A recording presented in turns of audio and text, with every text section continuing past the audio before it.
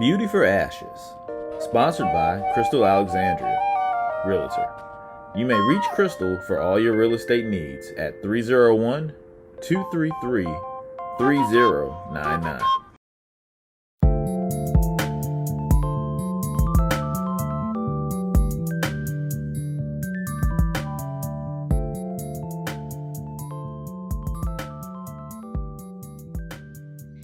Hello, audience. This is Crystal Williams, your host for Beauty for Ashes. Today, we're talking with Pamela Williams. She is a good friend of mine, and she's recently relocated to Atlanta. However, today she's going to be talking to us briefly about an illness that she encountered at the age of 15. Welcome to Beauty for Ashes, Pam. Hi, thank you, Crystal. I'm glad to be here. Good. So as I was stating in the opening is that at the age of 15, you were diagnosed with an illness. And from that, a few things happened after that. And I believe that that story that you have to tell could be a very beneficial factor to some other people and encouragement as well. So once again, at the age of 15, you were 2 weeks away from your birthday, I believe. Tell us what happened from there. It's actually a very funny story because I was playing sick. I didn't want to go to school, so I told my mom my side was hurting, and she decides to rush me to the doctor. And so they run tests, because they're concerned, did she have a kidney infection or something like that? They found out I was diabetic, type 1 juvenile onset diabetes. So I'm like, well, is that what I get for lying? Lesson number 1, don't lie. And then, it was like 2 weeks before my birthday. My birthday cake was gone. My grandma was like, no, you cannot get a cake this year, baby. You can't tell a 15-year-old who's been eating junk food pretty much whenever she wanted to that, now she's on restrictions. You have a special diet. You can't eat potatoes or French fries, which is my favorite, potato chips, fried food you got to minimize, and all these cakes and cookies. Things that I loved. And so it was a hard adjustment. It was a very hard adjustment, Let me ask you this question. So at that age of 15 and getting this diagnosis, did you know what it truly meant to not be able to eat those things? Or did you just know that, did you know whether or not your body actually, like, what was happening in your mind is what I'm trying to get at. I'm trying to say at the age of 15, did you know what diabetes was? I had a first cousin that was born with it, and I knew he had to take shots. The doctor, when I went there, he told me, you got to take these shots, like 3 times a day. That's all I was thinking, because mind you, I wasn't really sick, so I didn't feel sick. Okay. I had the symptoms, like probably from the time I was 13, like, just being a little bit more tired and thirsty all the time and peeing on the schedule. Sorry to be so graphic. But, that was pretty much it. Like I didn't feel those symptoms that, when you find out you're diabetic, you get really, really sick, you pass out or something like that. That didn't happen to me. Right. I didn't really think that eating what I was already eating that was going to make that big a difference. Right. I'm okay. Mm-hmm. And most of us think when you get diabetes, that means that you are overweight, you're eating such bad foods. Was that the case for your diagnosis? Were you a diabetic 2 or diabetic 1? Diabetic 1. So I wasn't overweight. I was a nice normal weight, for my age. I was probably, I was in the 10th grade. I just started the 10th grade, and I was 120 something pounds. Mm-hmm. So it was definitely genetic, but like I said, I only had one cousin that had it. Nobody else in my family had been, or immediate family, or even like other cousins had been diagnosed with it. Mm-hmm. So it wasn't like you said, eating. I did eat junk food. Like I think probably about a week before, I ate a pan of brownies. So I was like, maybe that was it, and it'll go away. But no, it wasn't what you would normally think would have caused it. It's just strictly genetic. Okay. So when the doctor diagnosed you and giving you, did they give you a plan far as in, I'm pretty sure they gave you some things you need to stay away from, but did they talk about if you did this, if you did that, then you could possibly, get out of this status? No, Okay. with type 1 is different than type 2. Type 2 can be controlled with diet and exercise. Right. Type 1, not so much. Like with type 2, your pancreas is putting out some insulin, but not enough. Okay. So with diet and exercise, you lose the weight, then you will have enough insulin to compensate, or to enough insulin distributed to match your blood sugars, and that way it'll level out. With type Right. 2, your pancreas is putting out nothing. So Okay. I was getting no natural insulin. That's why I had to take the shots. Okay. And so with that being said, you then in turn just begin to live life, and you knew that there was a possibility that if you got a pancreas, or I believe, did you ever begin to have kidney failure or anything like that? No, and pancreas transplant wasn't even a possibility. Never heard of it at that point. Oh, okay. So to take us along that journey, because you did end up getting a transplant from a family member, but lead us up to that point of when that actually took place. So you would where at this point you're like probably 16, and everything. So tell us from that age what happened from there. 16, 17, I'm still not really restricting myself as much. I mean, some things my mom made me take away, but like I'm still eating regular foods, just not candy. Like I wasn't eating chocolate, cookies, and things like that, but I was still eating like bread and potatoes. Mm-hmm. 17, 18. 18 is when I graduated from high school, and that was the first time I got sick. So once you start to get sick, you go into DKA, which is diabetic ketoacidosis. Okay. When the acid level in your blood is so high that you get sick. Like the jewelry I was wearing was turning black. Mm. Right, just throwing up. In fact, it was August 1994, right after I graduated from high school, was when I first had gotten it, and I was eating like cheesecake hoagies at night. Me and my friend, we were making all this food, and we were just cheesecake hoagies, like a can of peaches, and I remember this.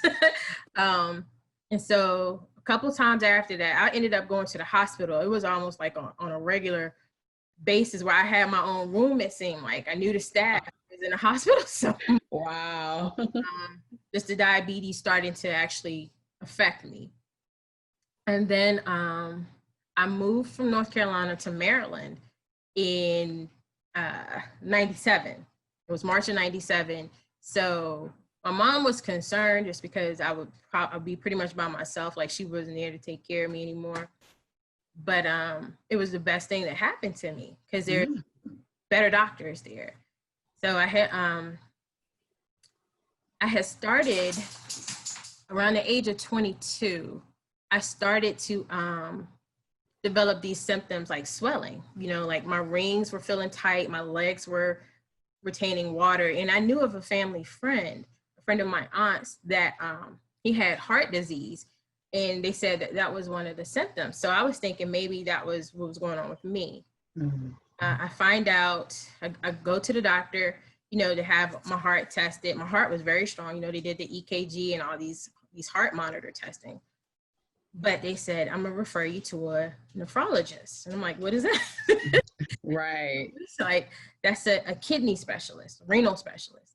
And so I go see this nephrologist at Georgetown, and they find out that, yeah, I do have kidney failure. My kidneys at that time were functioning at like 33% together. So I'm like still in my young 20s. I'm like, well, I don't feel sick technically. They gave me a pill to help me release, fluid, basically just to go to the bathroom. And I was fine, still going on about my everyday. I take this pill and, everything was okay. But I had to in with him on a regular basis.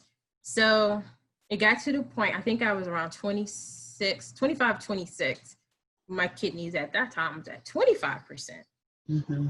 And I'm like, so what happens? And he said, well, right now you're still doing fine. You know, like I was a good weight. I was like probably about 130 pounds, taking, you know, weightlifting classes, working a full-time job, a part-time job, you know, just nobody ever knew I was sick. I never told a single soul because I didn't feel sick.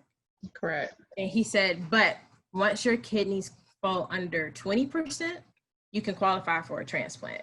Mm-hmm. And I said, what kind of transplant? He said, you'll get the kidney transplant. We will need yours, will not be working anymore. So you need to get a new one.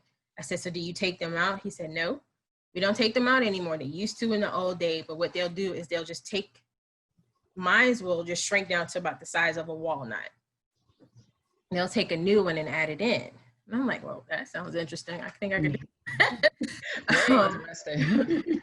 Right. And then he said, you also qualify for a pancreas transplant. And I'm like how? Like, what is, you know, are they doing that? Is that possible? He said they are actually doing them now because before it was too dangerous. Mm-hmm. Like the pancreas is such a delicate organ. It will fail, you know, in transplant, or it failed before. And you basically got to be healthy for somebody to use your pancreas. If you have high blood pressure, diabetes, you're overweight, which is pretty much the majority of America, you probably can't use it. So he said you would just go on both lists. If you get a living donor for the kidney, then you would just go on the pancreas list. And he said the wait list is probably about a year. Mm-hmm. So, I'm like, okay, well, you know, 25, 26, we go on when I'm 29 now. Okay. So wait a minute, hold up before you go there. So 25, you get this new information, this life-changing information, and in your case, that you can get a kidney from a living donor, and as well as a pancreas, and it will then in turn do what for your health? So the kidney will take me out of kidney failure. The pancreas would cure the diabetes, and the only way to get the pancreas transplant is to have lost an organ due to your diabetes. Okay. Like if I would have lost, it's usually the kidney that the diabetes affects. But like, you know, some people have heart disease associated with their diabetes. And if you have to have a heart transplant because of your blood sugars, you qualify then for the pancreas transplant. And they do that to prolong the life of the organ. Because I would have got a kidney transplant and still had diabetes, it would not have lasted that long. It probably would have lasted 5-7 years. Okay. Because now it can last 20, 30 plus years. Some people last longer than that. Mm-hmm. Mm-hmm. Okay. So then you now have this information. So now we're at the age of 29. Tell me what happens at the age of 29. So I'm at work, sitting at my desk, and my doctor called me. And so he says, can you talk? And I'm like, well, yeah, sure. And he says, so your kidneys now are functioning at 14%. And he said, we have to have you come in. Mm-hmm. Like, I fell down to my seat. Because I was standing up walking back to my desk on my cell phone when I was talking to him. And I just sat down kind of hard, and I just started bawling. I was like, am I going to die? He was like, well, no.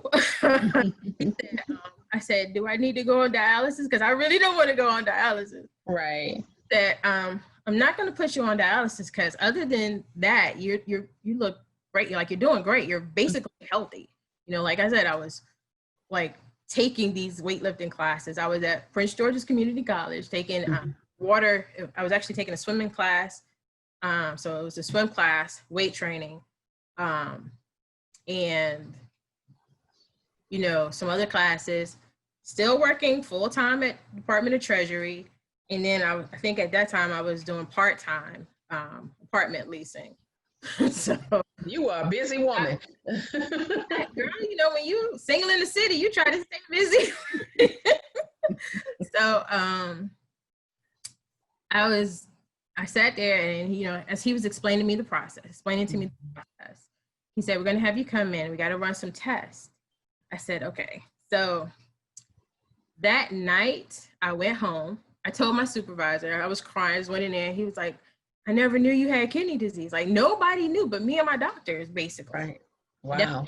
So the need to tell anybody. It wasn't like I ever felt it. I was sick on paper. Mm-hmm. I went home and I called Tina and Nikita, my two cousins. Nikita's in North Carolina, Tina, wherever she was in Maryland, DC, you know. So I told them, I said, I have to have a kidney transplant. I have kidney disease. And it was like, what? Why you ain't telling us? Nah. So the first thing Tina said, I think they said it at the same time, was, when are you gonna get my kidney? And I was like, okay, wait a minute. We need one of them. You know, we're gonna just hold the other one just in case the first one don't work out. So Tina being closer, with the process is they don't just go and test a whole lot of people. They test one at a time. And Tina being closer to me, we set an appointment. We went down to Georgetown. She got tested. Perfect match. Blood and tissue, perfect match. First one tested, only one tested. And so I was like, okay, wait a minute. That don't make sense. I mean, I know you my cousin, but are you my sister? Like, girl, you better stop playing. Like, but it was so beautiful because like she offered it up with no questions. Wow. So this was like around March, April. Was it May? It was one of them M months. So they ask, we have to go through a series of testing every month just to make sure that we're still healthy. Because Tina was in the military at the time. So she was, you know, extremely healthy and fit. And then, you know, like I was, other than kidney disease, my heart was very strong. So we were like the perfect candidates, they said. We have to, all these testing you have to go through. The last one you have to do is the psychological test. And that scared me because I'm like, Tina, where we gonna go wrong? We're gonna fail right here. Leave Tina alone. That's my girl. I like her. I love you, Tina. But when they did that, she said, you know, I don't know, I wasn't in there, but she said that they asked her, you know, are you getting pressure from family on either, you know, to do it or not to do it? And she's like, yeah, but you know, it ain't up to her. God gave her that kidney to hold for me until I needed it. Wow. I'm like, that came out of her mouth. Like that is very, first of all, that's very unselfish of her to even, you know, have that mind perspective. But more importantly, just the love that, you know, a cousin has for another cousin versus a sister. Even though I do know a little bit about that story, which is that y'all were raised pretty much like sisters. So it's definitely a thing of it. But I'm pretty sure as far as in the medically, it's always good to test family members first. Mm-hmm. And so for her offering up her actual kidney and being tested to find out she's a positive match at this point, tell us, you know, what took place from there, from like how long did it take from finding out she's a perfect match to actually doing the actual surgery to do the transplant? Okay, so like I said, around March, between March and May, November was when they did the last testing. Okay. And they were like, when do you guys want to have it? Because it was up to us, you know, like they wouldn't schedule. Like we tell them when we want to go on the schedule. Okay. So her birthday is the end of December. Hers is the end of, then there's Christmas, New Year's, and then her birthday is the end of November. I mean January. So I was like, I don't want to be hemmed up on my birthday. She didn't want to be hemmed up on her birthday. We both still wanted to be, you know, be able to enjoy Christmas too. So it was like, how about after New Year's before your birthday? So we scheduled it for Friday, January 6th, 2006. Okay. And so the transplant was a success, no rejection. Everything went fine. Night, I'm sorry, I mean to go ahead. Sure, go ahead. That night before the surgery, you know, like get plenty of rest. We didn't go to sleep. Her, my mom, and my cousin Nikita, they all came up. Nikita and my mom came up from North Carolina. Okay. And they stayed at, you know, my house where I was staying that night. We were so wired that we couldn't sleep, of course. We had to be at Georgetown at 5 o'clock in the morning. So we decided, I think we left probably like about 3:30 or 4, something like that. We was gonna be there early. And then as we're driving to Georgetown, my cousin Nikita, I think she'd been up too long because she's, the stairs, right? Like when you come in off of, I think that's 29, like the Exorcist stairs. What's the stairs called? The Exorcist stairs. It was the stairs. Oh, yes, in Georgetown. Yes, so yes. Nikita was like, that's the Exorcist stairs. I'm like, I needed some sleep at this point. So I wasn't ready for that. You cannot give me a heart attack before I'm going into a transplant. Man. Yes. Oh, I forgot one little important detail. Okay. Right before we was going into surgery, me and my old roommate, Barika, we went to Vegas to celebrate. It was approaching my 30th birthday, and it was just me and her, and we was going to Las Vegas, and I got a tattoo. Okay. My mom fussed out like I was a 3-year-old child that did something terrible. I mean, she fussed at both of us. Wow. I got my first tattoo in Vegas. She was like, are you crazy? You're about to have a transplant. You can get hepatitis and all these things. I'm like, I'm just happy I had a tattoo, But I'm like, how many people can say they got a tattoo in Vegas? Oh my goodness. I'm still getting this transplant. I don't know what's gonna happen after, but I'm getting this transplant. Amen. But back to the transplant night. Okay. Morning, we get there, and they take Tina back first. So they got to take the organ out of her, and they did it laparoscopically. Okay. They did 3 little slits and removed the kidney out of her, so as opposed to this big cut that they used to do alongside of the back. Mm-hmm. And then after, or I don't know if she was completely done, or before they were finished with her, they take me back to prep me. And when I get back there, I remember my doctor. I had Dr. Lent Johnson, and he was just telling me how things was going. He said my cousin was doing great. I'm like, okay, when can I see her? And he's like, after, you might not see anything at first. You out of it for a little while. But I just remember then waking up, and the first thing I said, I felt a bandage on me to see if it happened, because it's like instantaneous. You go to sleep and then you wake up and you don't know anything in between. But I said, where's my cousin? And one of the nurses said, they said the same thing when they woke up, because I was. And so they had her, we were both on the transplant floor is the 6th floor, but I think we were in ICU at first. I'm not sure, I can't remember exactly. I remember there was other transplant patients there, and Nikita was seeing one lady, I guess, who had a liver transplant, and she was, just so excited that she had that because she had been sick for like 10 years. Mm-hmm. And I'm hearing these stories, and I'm like not realizing what was happening with me. And then I remember that the nurse was talking to my mom, like the kidney is working great, just with the output. And I said, she said, I don't know. It's just, this thing is like working like it's brand new. I remember waking up saying, it's probably full of beer, and passed right back out. Well, oh my goodness, you are funny. Like, full of beer, really? It probably was. You can ask her. Tina would not do that to you. She would not.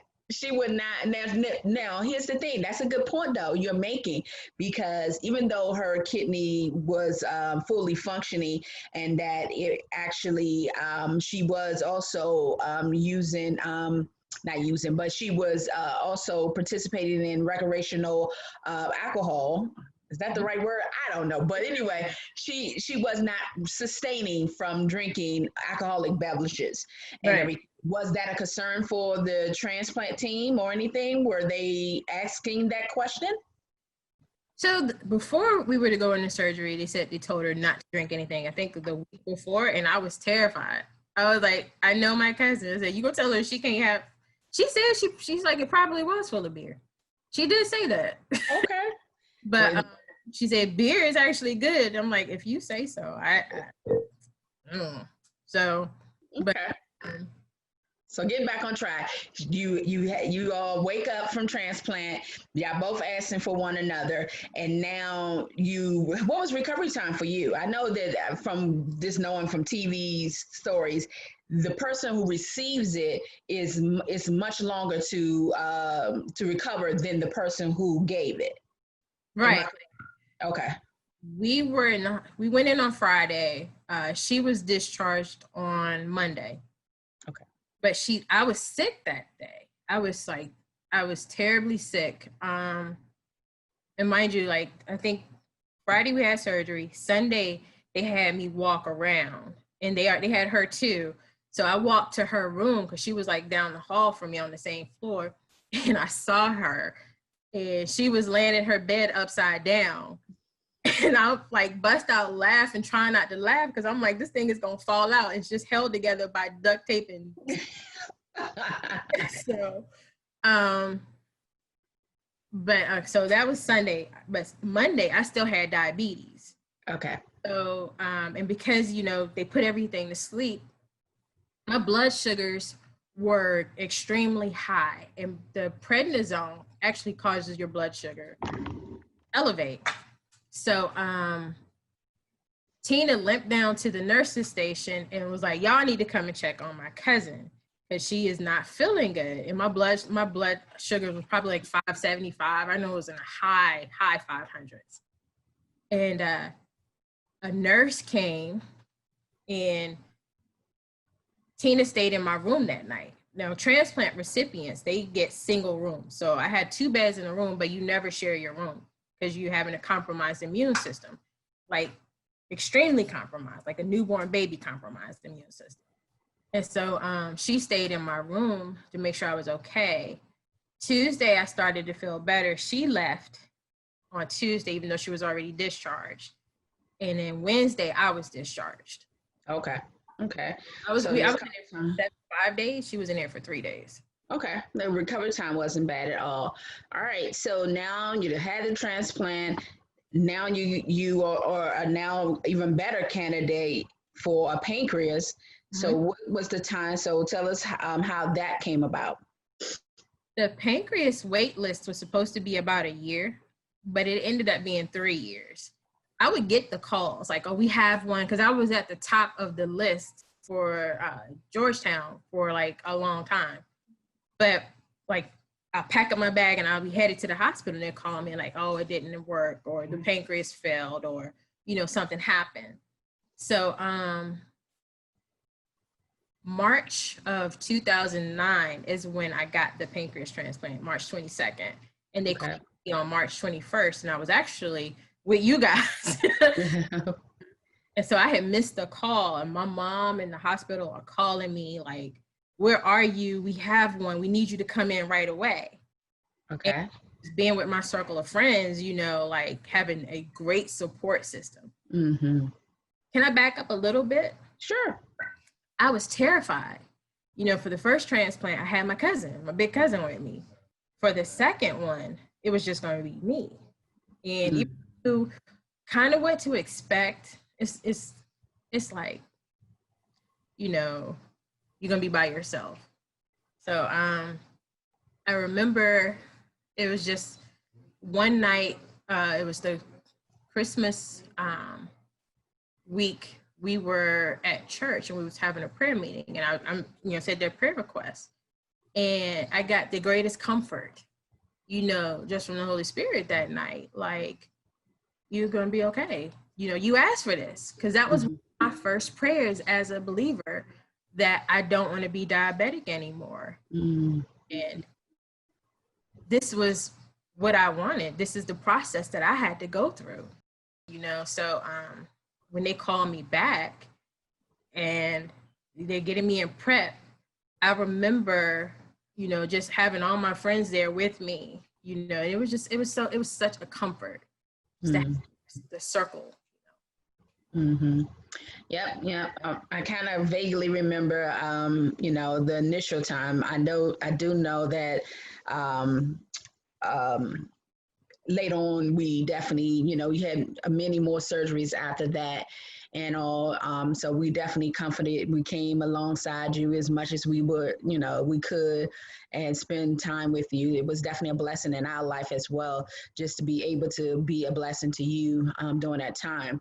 So now, I mean, I know, your faith was one of the things that sustained you, and then your friendship was also there, as well as family was there and all. So you now, had your transplant that, had its troubles, ups and downs and everything.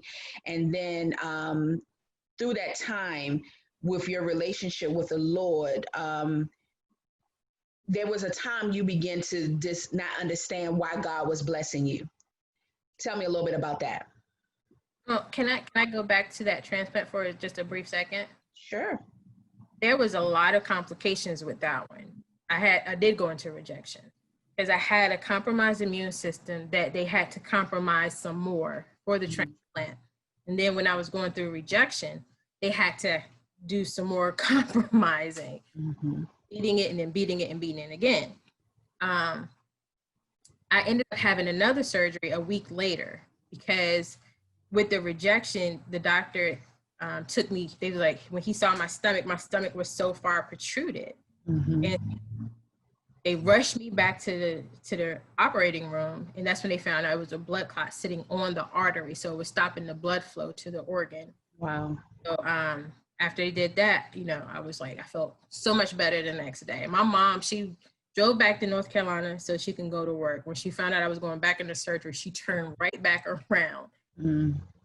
I was in so much pain before that, and there was nothing she can do. You want to talk about a mother's love. She sat there, and I know she would have taken every ounce of pain and agony that I was experiencing. And all I could do was just hold a pillow. Like, she felt so helpless, but just having it was all I think I really needed. Wow. Just that whole process. I was in the hospital that time for 3 weeks. 3 weeks, food, no water. I couldn't eat or drink anything. I was on TV only. Wow. By the time I came out, my stomach had shrunk so much that I would eat a spoonful of something and be full for the day. I could go 2 or 3 days and not eat. And I loved it, so I was a little sad about that. Yeah. Okay. So now you took us back to that time. Bring us up to, once again, that doubt that began to set in, which is only natural, to be honest, because, I mean, your body had endured a lot at this point, but at the same time, you were pulling through. You were getting better. You were now, home recovering. Where does that doubt take you in your mind? I started to feel doubt because of seeing other people suffer and not come through. I had 2 first cousins that had the same disease I did, and they both died in their 30s. I had a friend, a brother, Nick, he had died, and that's when I was like, man, I don't get it, why me, Lord? Why am I still here? Because, you're doing all these things, but you don't really feel like you're doing what you're supposed to be doing. You're just kind of going with the flow, just every day, but you don't feel like you're fulfilling your purpose. There's got to be more than this. So I was talking to a sister. I remember I was driving down 295, and I was talking to her about it. And she was like, that Nick was fighting death, that she and I are fighting sickness. And what God has for me is not however she explained it, my purpose is different. My story is different from his. He's already done what he was supposed to do. His time here, God wouldn't have taken him unless he was ready for him to come. If Nick had more to do here, then he would still be here. I have more to do, so I started acting, to get outside the 4 walls. I'm like, if I'm needed somewhere, I'm needed outside, where the people are. Correct. And it actually put me in a place where I was meeting more people and being able to share my story. I met a doctor who was retired, who never even knew about the pancreas transplant. you know, he was like, oh, they're doing that? You know, like I've met people who've never heard of it.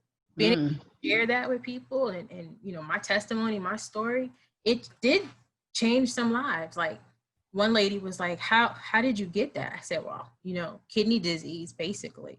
I had to experience that to qualify for this. So once I started acting, you know, writing was another thing, you know, writing these plays. Like I wrote a play about a transplant, recipient, a girl that, you know, needed a heart transplant, and Nick inspired that story. Wow. So, sitting at my desk, right, I wrote 2 paragraphs, and then I called Kofi, and I was like, yo, I mean, after I wrote it, I was typing it down, and I read it after, and I would start bawling, crying at my desk. And when I read it to him, he was like, yo, you got to turn that into a play. I'm like, how? Like, you write this into a play? And just the process, I think we were over another sister's house watching the All-Star game, and I wrote like 9 pages of the play. And I'm like, so what am I supposed to do with this? That's true, because now this is newfound. I mean, prior to all this, you wasn't writing, you wasn't desiring to be in acting and everything. So now you got this new revelation in your life that you have this desire to.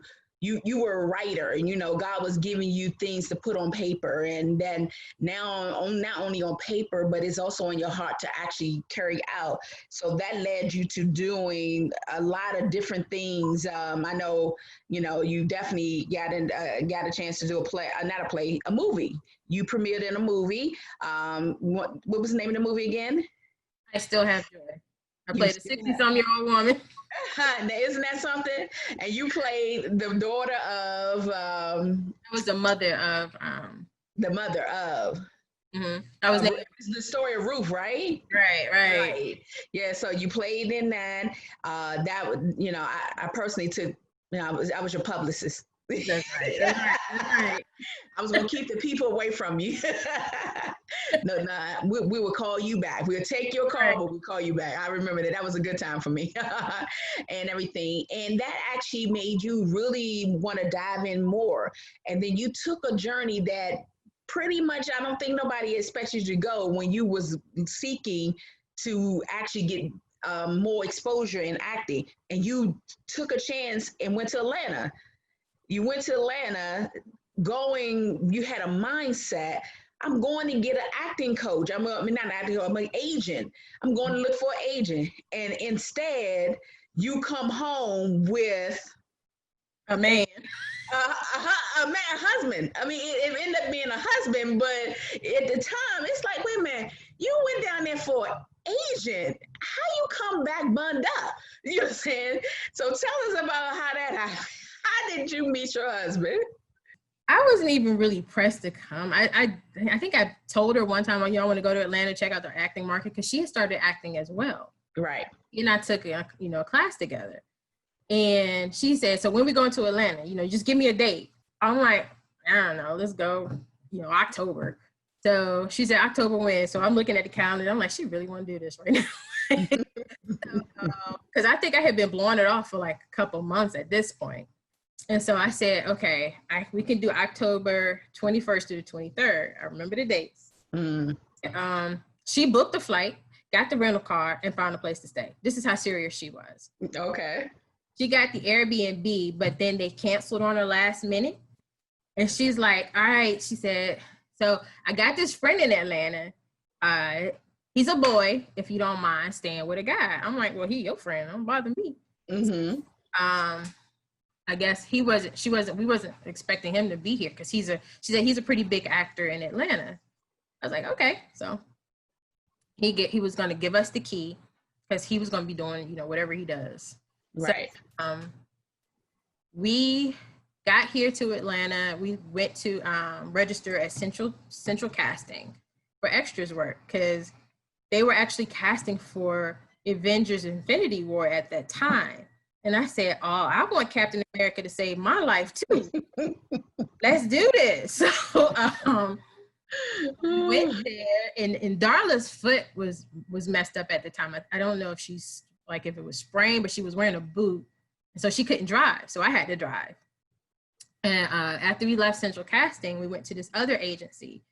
And he gave us some good nuggets, but I don't think that would have been a good choice for either one of us.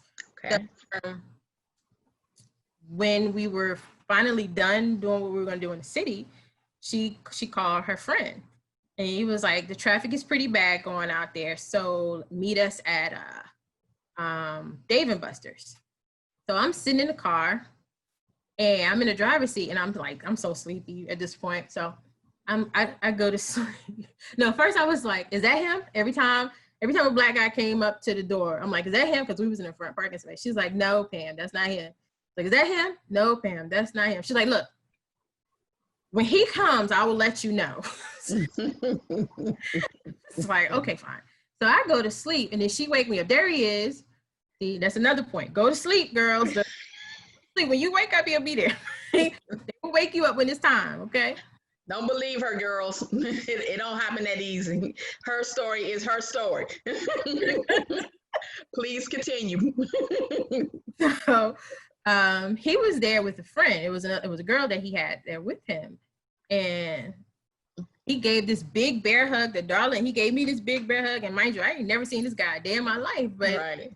Oh, he was like, like a people person. He got this charisma about him. I'm like, he's nice, okay. Because I had asked her, I was like, I asked her, she ever liked him? She was like, no. I said, what's wrong with him? So then after I met him and saw he was a really nice guy, kind of cute too, I was like, all right, so what's wrong with him?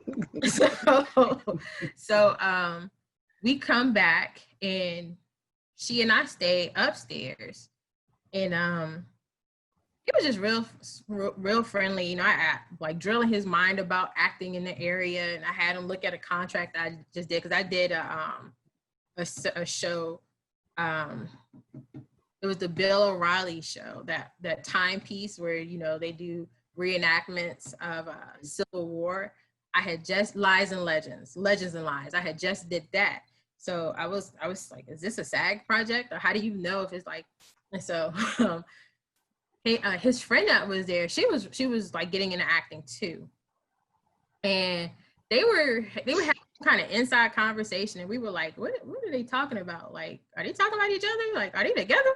And so Darla was asking that, but she didn't want to ask him. So I told him, I was like, I know you just met me, and I know you don't know me, but are you and that girl together? And he was like, no, like, oh my gosh, no. He said, that's my buddy, whatever. He was like, that's so funny. Like, like, hey, he's like, I gotta tell her you said that. That is hilarious. I'm like, okay. I don't know. I don't care either way. Right. That Saturday, that next day, Darla and I was just gonna go and drive around the city, because he was supposed to be super busy, like booked up for the day. And he gave us the key to get in, but he decided he was gonna hang out with us all day. He said, you know what? I'm gonna meet y'all. He was trying to tell us where to go eat. He said, I'm gonna meet y'all there. I'm like, okay.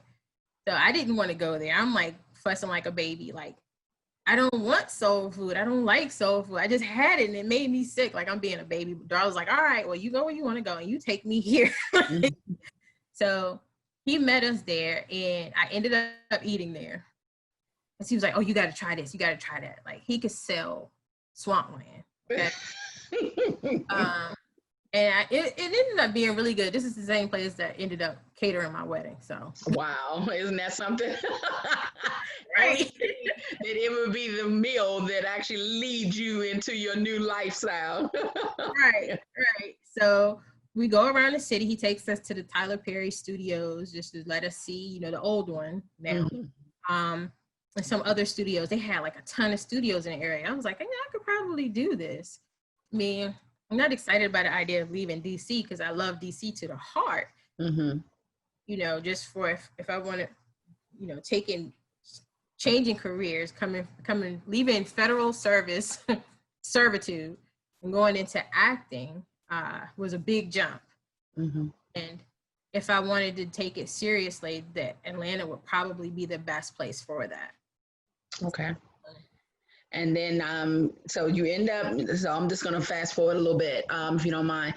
So y'all end up making that connection that weekend. Y'all go through your dating process, and within a year, you all decide that you all going to marry. Well, you actually had decided way before then, but y'all end up getting married the following September, August, September, and everything. And did that at that time, did you connect purpose, destiny, and all that back from the time when you were questioning your transplant and why you were healed? Were you now seeing God's hand saying, okay, this is what I had planned for you, and this is what I want to do with you? Tell me how you bring the life prior up to and now where you are now. Tell me how that looked to you from the eyesight of being a believer. It was interesting because, like, you know, doing federal service and having a stringent schedule like that, to, you know, and being single in the city, taking care of yourself, and I felt like it was me by myself with my friends, and of course with the Lord through these transplants. So now I have to relinquish all this to a person, you know. And I did see my purpose starting to be fulfilled. Mm-hmm. Like my daughter, you know, Nzinga, that's a beautiful story. You know, she lost her mom when she was 11. And so, like, when I came along, like, of course I would never replace her mother, but I'm the mother that she needs. Mm-hmm. And, you know, with Njima, like, just to see, you know, the transition in his life, like, I didn't know him before, but the way the kids say, like, you know, just where he is now compared to where he was before, like, he would stay up for days and eat out and things like that. But, you know, like, having somebody to take care of him and, you know, make sure that he does the things he's supposed to do. And he's like, you know, a father, a husband, a supporter. He's fulfilling his purpose. Mm-hmm. And then, like, because we were both actors, he never wanted to marry an actress. You know, I was like, I don't know if I could do it because I know the life, but our hustles match. And so we help each other, you know, like, we work well together, both in marriage and in career. Mm-hmm. And I'm still seeing to this day, you know, purpose being fulfilled, like, still writing stories, mm-hmm. and telling my story, because mm-hmm. everybody has a story. Absolutely. And change everybody's life. And so I just love just seeing how God works daily, you know, in my life, and then the lives of the ones that are impacted by me and that impact me as well. Amen. Well, thank you so much for sharing your story, your journey. It has definitely been one of beauty, truly to ashes. I mean, from ashes to beauty, and beauty to ashes, in the sense. So I was saying, you just gave up your single life, girl. You just gave your single life up. Mine still go. Take it. I don't need it. I understand. I feel the same way. I'm pretty sure if it was really happening, it'd be a totally different story. But anyway, thank you once again for this sharing with us. And I pray that we hear and see more great things from you in the near future. Okay? Thank you for having me. I really enjoyed myself. Thanks. All right.